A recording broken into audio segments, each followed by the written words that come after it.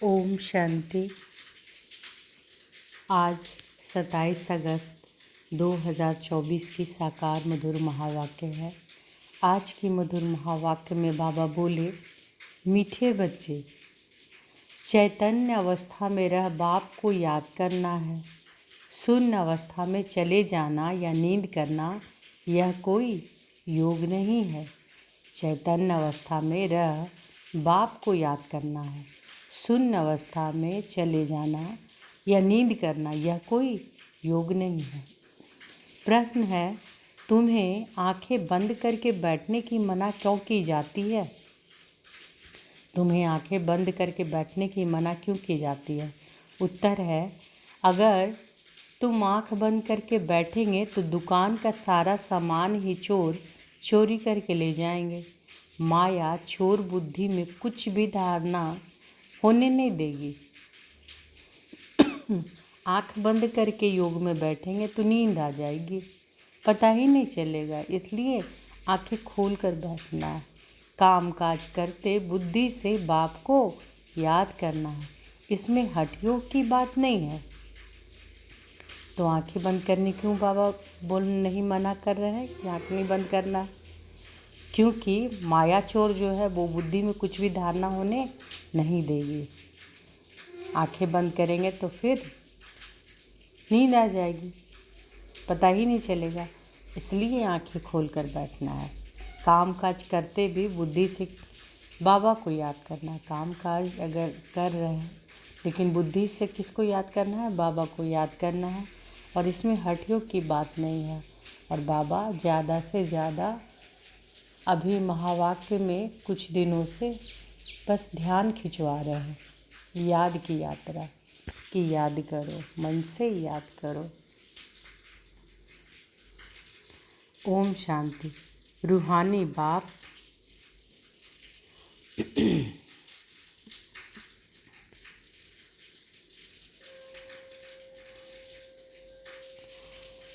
रूहानी बाप कहते हैं बच्चों को, यह भी बच्चा है ना, देहधारी सब बच्चे हैं।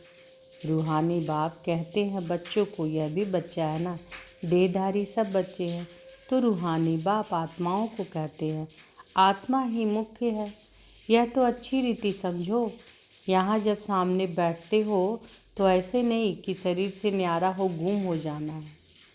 शरीर से न्यारा हो गुम हो जाना यह कोई याद की यात्रा की अवस्था नहीं है। यहाँ तो सुजाग हो बैठना है। चलते फिरते उठते बैठते अपने को आत्मा समझ बाप को याद करना है। बाप ऐसे नहीं कहते कि यहाँ बैठे बेहोश हो जाओ। ऐसे बहुत बैठे बैठे गुम हो जाते हैं। तुम्हें तो सुजाग होकर बैठना है और फिर पवित्र भी बनना है। पवित्रता बगैर धारणा नहीं होगी। किसी का कल्याण नहीं कर सकेंगे, किसी को कह नहीं सकेंगे। खुद पवित्र रहते नहीं तो दूसरों को कहते हैं वह तो पंडित हो गया। मियाँ मिट्ठू भी नहीं बनना है, फिर वह दिल अंदर खाता रहेगा। ऐसे मत समझो कि हम शून्य में चले जाते हैं। आंखें बंद हो जाती है, यह कोई याद की अवस्था नहीं है। इसमें चैतन्य अवस्था में रह बाप को याद करना है। नींद करना कोई याद करना नहीं है। बच्चों को कई पॉइंट समझाई जाती है, शास्त्रों में दिखाया गया है। सातवीं भूमिका में चले जाते हैं। उनको दुनिया का पता नहीं पड़ता। तुमको तो दुनिया का पता है ना, यह छीछी दुनिया है। बाप को कोई जानते नहीं है। अगर बाप को जानते तो सृष्टि चक्र को भी जान जाए। बाप बतलाते हैं कि यह चक्र कैसे फिरता है, मनुष्य पुनर्जन्म कैसे लेते हैं। सतयुग में भल बड़ी आयु हो जाती तो भी बदसूरत नहीं होंगे। बाकी सन्यासियों का तो है हठ योग, आंखें बंद करना, गुफाओं में बैठे बैठे बदसूरत बन जाना। तुमको तो बाप कहते हैं, क्या कहते हैं बाबा, कि गृहस्थ व्यवहार में रहते सुजाग रहना है। शून्य में चले जाना यह कोई अवस्था नहीं है। धंधा आदि भी करना है, गृहस्थ व्यवहार भी संभालना है, शून्य में नहीं जाना है। काम काज करते बुद्धि से बाप को याद करना है। तो बाबा बार बार क्या कह रहे हैं, काम काज करते हुए बुद्धि से बाबा को याद करना है।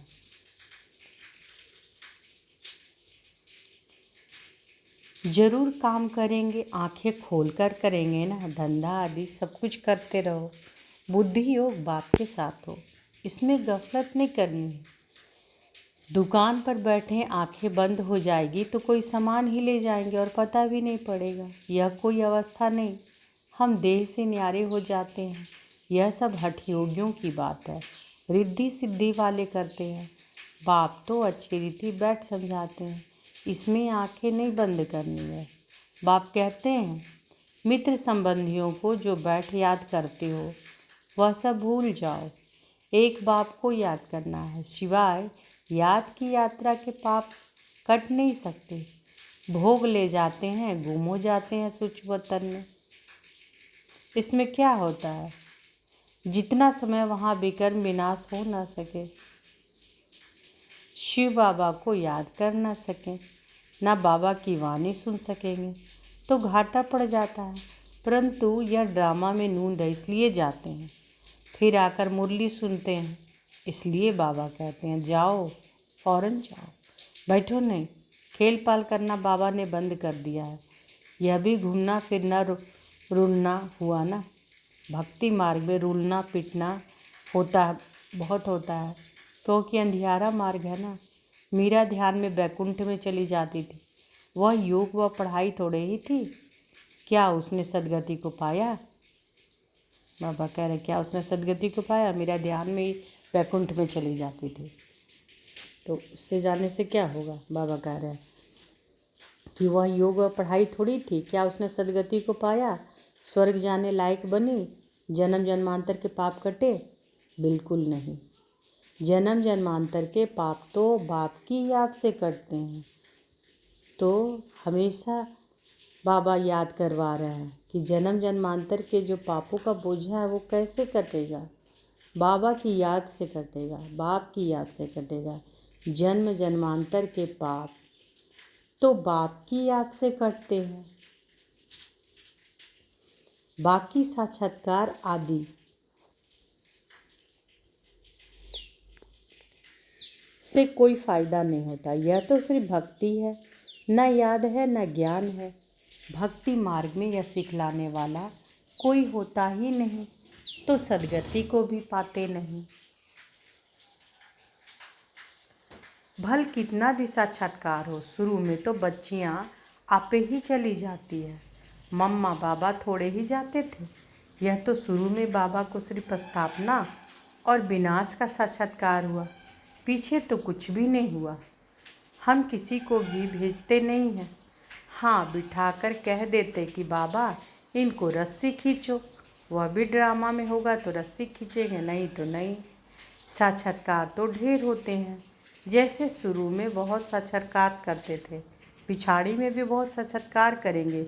मिरुआ मौत मल्लुक का शिकार, इतने ढेर मनुष्य हैं, वह सब शरीर छोड़ देंगे।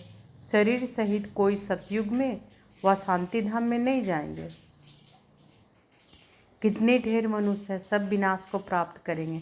बाकी एक आदि सनातन देवी देवता धर्म की स्थापना हो रही है ब्रह्मा द्वारा। तुम बच्चियां गांव-गांव में जाकर कितनी सर्विस करती हो, यही कहती हो कि अपने को आत्मा समझ, बाप को याद करो। सन्यासी तो राजयोग सिखलाना जानते नहीं। बाप बिगर राजयोग सिखलावे कौन? तुम बच्चों को बाप अभी राजयोग सिखला रहे हैं, फिर राजाई मिल जाती है। तुम अपार सुखों में रहते हो, वहाँ तो फिर याद करने की दरकार ही नहीं। रिंचक भी दुख नहीं होता, आयु भी बड़ी, काया भी निरोगी होती है। कहाँ की बातें बाबा कर रहे हैं? सुखधाम की। यहाँ कितने दुख है, ऐसे तो नहीं कि बाप ने दुख के लिए खेल रचा है।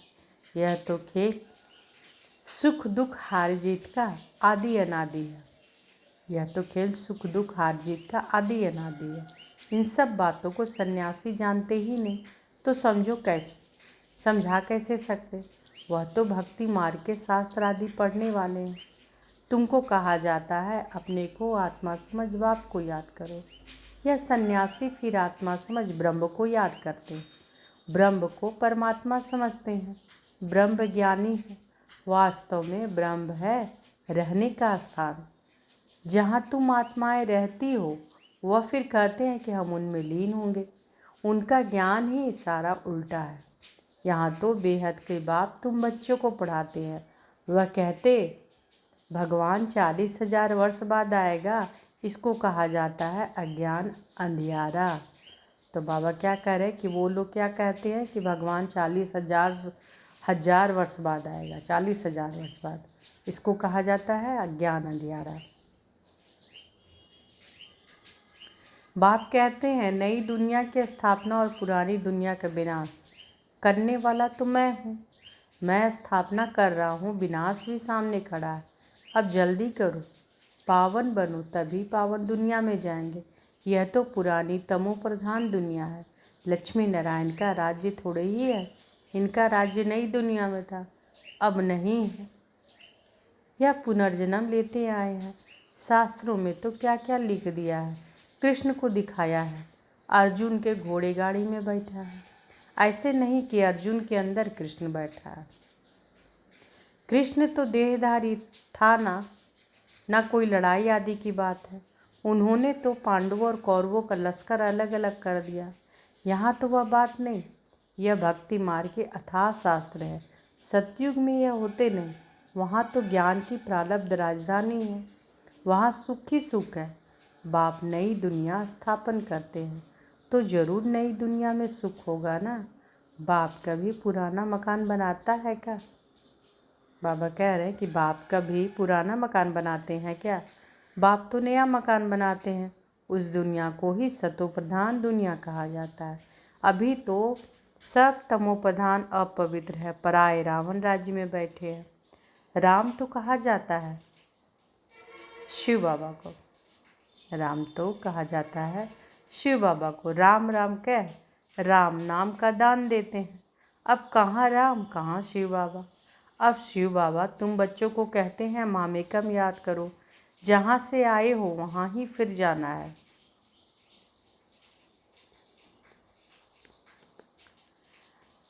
जब तक बाप को याद कर पवित्र नहीं बनेंगे तो वापस भी जा नहीं सकेंगे। तुम्हारे में भी कोई बिरले हैं जो अच्छी रीति बाप को याद करते हैं। मुख से तो कहने की बात नहीं है। भक्ति में राम राम मुख से कहते हैं। कोई नहीं कहेंगे तो समझेंगे यह नास्तिक है। कितना आवाज़ करके गाते हैं। जितना झाड़ बड़ा होता उतनी भक्ति की सामग्री बड़ी होती जाती है। बीज कितना छोटा होता है। तुमको कोई चीज़ नहीं, कोई आवाज़ नहीं, सिर्फ कहते हैं अपने को आत्मा समझ मुझे याद करो। तो बार बार बार बार बाबा एक ही बात को बोलते हैं कि कैसे याद करना है। अपने को आत्मा समझ मुझे याद करो। हमेशा बाबा बार बार यही कहते हैं। मुख से कहना भी नहीं है। लौकिक बाप को भी बच्चे बुद्धि से याद करते हैं। लौकिक बाप जो शरीर के पिता होते हैं उनको भी याद करते हैं, तो बुद्धि से याद करते हैं ना। वही बाबा कह रहे हैं कि बुद्धि से बस याद करना है। बाबा बाबा बैठ कर कहते थोड़े ही है। तुम अभी जानते हो कि आत्माओं का बाप कौन है। आत्माएं तो सब भाई भाई हैं। आत्मा को और कोई नाम नहीं, बाकी शरीर का नाम बदलता है। आत्मा तो आत्मा ही है, वह भी परमात्मा। उनका नाम है शिव, है ना। तो बाबा क्या कह रहे हैं कि बाकी शरीर का नाम बदलता है, आत्मा को नाम नहीं बदलता है ना। और वो बाबा भी जो है उनका तो अपना शरीर है नहीं ना, तो वो तो आत्मा ही है। तो वो कैसी आत्मा, वो परम आत्मा है। हम सब हैं आत्माएं। तो वही बाबा कह रहे हैं आत्मा तो आत्मा ही है और वह भी परमात्मा। उनका नाम है शिव। उनको अपना शरीर है नहीं। बाप कहते हैं मुझे भी अगर शरीर होता तो पुनर्जन्म में आना पड़ता। तुमको फिर सदगति कौन देते हैं? भक्ति मार्ग में मुझे याद करते हैं। अनेक चित्र हैं। अभी तुम नरकवासी से स्वर्गवासी बनते हो ना। जन्म तो नरक में लिया है, मरेंगे स्वर्ग के लिए। यहाँ तुम आए ही हो स्वर्ग में जाने के लिए। जैसे कोई ब्रिज आदि बनाते हैं तो पहले फाउंडेशन सेरेमनी कर लेते हैं, फिर ब्रिज बनती रहती है। स्वर्ग की स्थापना का उद्घाटन फाउंडेशन सेरेमनी बाप ने कर लिया है। अब तैयारी होती रहती है। मकान बनने में टाइम लगता है क्या? गवर्नमेंट करने पर आए तो 1 मास में मकान खड़ा कर ले। विलायत में तो मकान तैयार मिलते हैं। स्वर्ग में तो बहुत विशाल बुद्धि सतो प्रधान होते हैं। स्वर्ग में तो बहुत विशाल बुद्धि सतो प्रधान होते हैं। साइंस की बुद्धि तीखी होती है, झट बनाते जाएंगे, मकानों में जड़ित भी लगती है जाएगी। आजकल इमिटेशन देखो कितना जल्दी बनाते रहते हैं, वह तो फिर रियल से भी जास्ती चमकता है। और आजकल की मशीनरी से झट बना लेते हैं, वहाँ मकान बनने में देरी नहीं लगती, सफाई आदि होने में टाइम लगता है। ऐसे नहीं कि सोने की द्वारिका समुद्र से निकल जाएगी। तो बाप कहते हैं खाओ पियो भल, सिर्फ बाप को याद करो तो विकर्म विनाश हो, और कोई उपाय नहीं। तो बाबा कह रहे हैं कि खाओ पियो भल, लेकिन सिर्फ क्या करना है, बाबा को याद करो तो क्या होगा, विकर्म विनाश होंगे, और कोई उपाय नहीं। जन्म जन्मांतर का यह गंगा स्नान आदि करते आए हो, परंतु कोई भी मुक्ति, जीवन मुक्ति को तो पाते ही नहीं। तो बाबा क्या बोल रहे हैं कि जन्म जन्मांतर से यह गंगा स्नान किए थे, क्या मुक्ति, जीवन मुक्ति हो पाया क्या?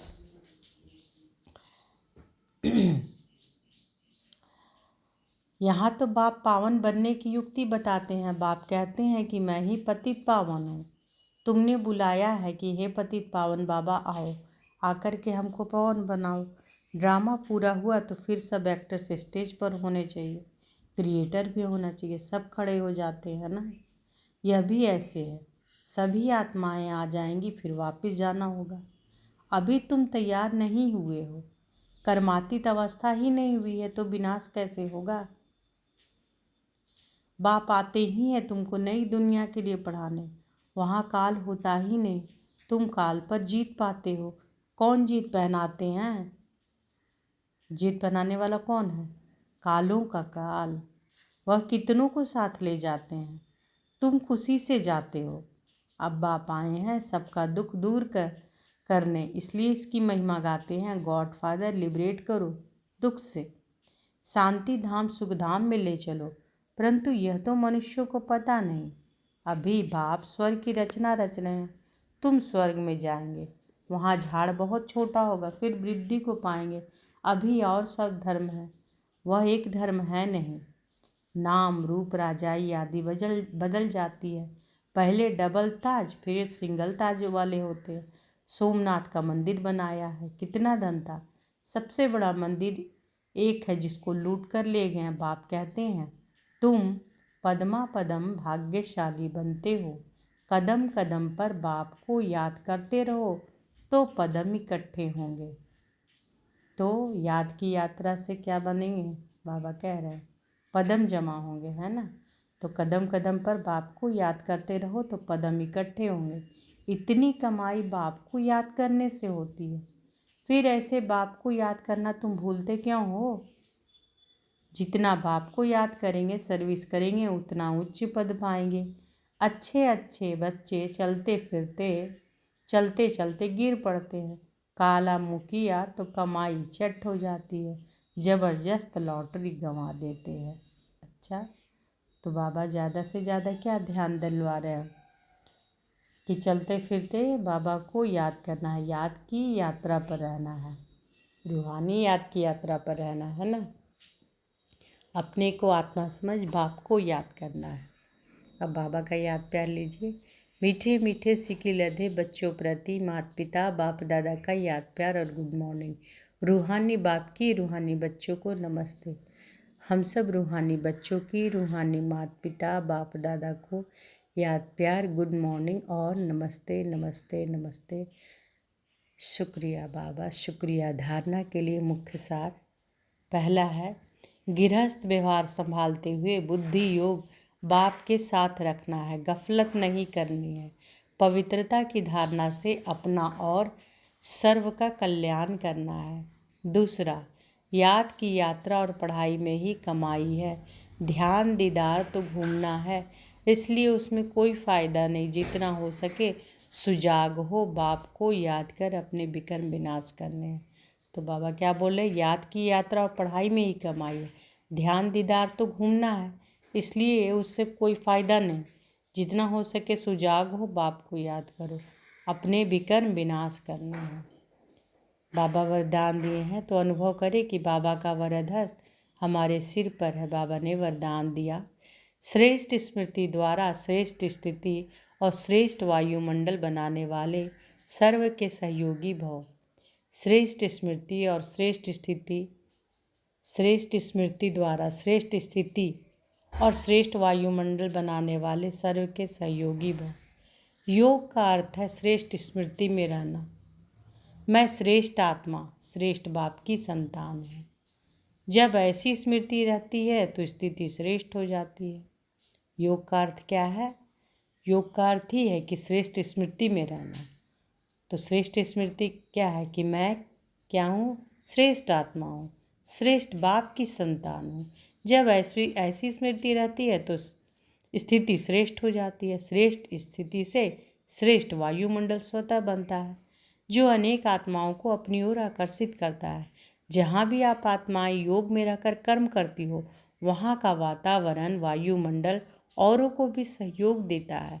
ऐसी सहयोगी आत्माएं बाप को और विश्व को प्रिय हो जाती हैं। स्लोगन है, अचल स्थिति के आसन पर बैठने से ही राज्य का सिंहासन मिलेगा। अचल स्थिति के आसन पर बैठने से ही राज्य का सिंहासन मिलेगा।